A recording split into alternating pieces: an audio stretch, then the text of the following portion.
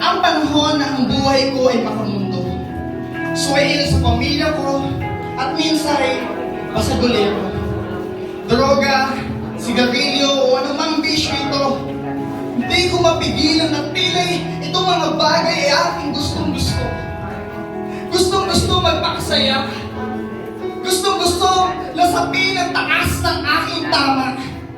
Ano man ang mga bagay na usong-uso, hindi mapigilan ang sarili at nagsasabing, sige, go ako! Mahilo man ako o maduwala, at least natikman ko ang sarap kahit mahal. Isip ko'y gulong-gulo. Tanong sa sarili, paano maayos to? Depression, overthinking, disappointments, and anxiety.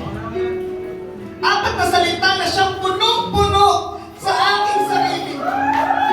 Punong-puno na parang sasabog na gusto ko na sumigaw na ayoko na!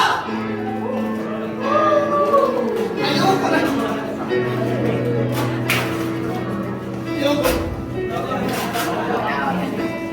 Hanggang dumating ang panahon na hindi ko malubos mag-iisip kung paano ako nakaahon. Nakaahon sa tunay na kahulugan ng buhay. Buhay na pinibago na mas sobrang sarap ng tunay. Tunay na buhay na kay Kristo lang magmumula. Ang pag-ibig na hindi ko maarok kung gaano man kalawat, gaano man kataas, o gaano man to kahaba.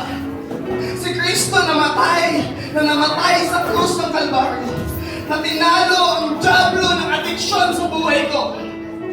Buhay mo at sa mga buhay ng lahat ng tao.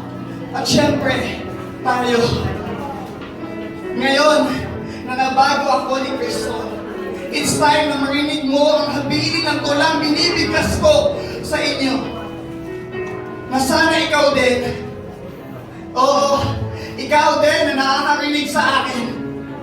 Gusto ka ng Diyos magbago. Magbago ang isip mo, magbago ang puso mo, at magbago ang pamumuhay mo.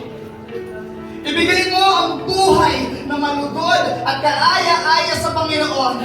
At isisigaw ko dito sa loob ng simbahan ng Joan ang katagang, be transformed.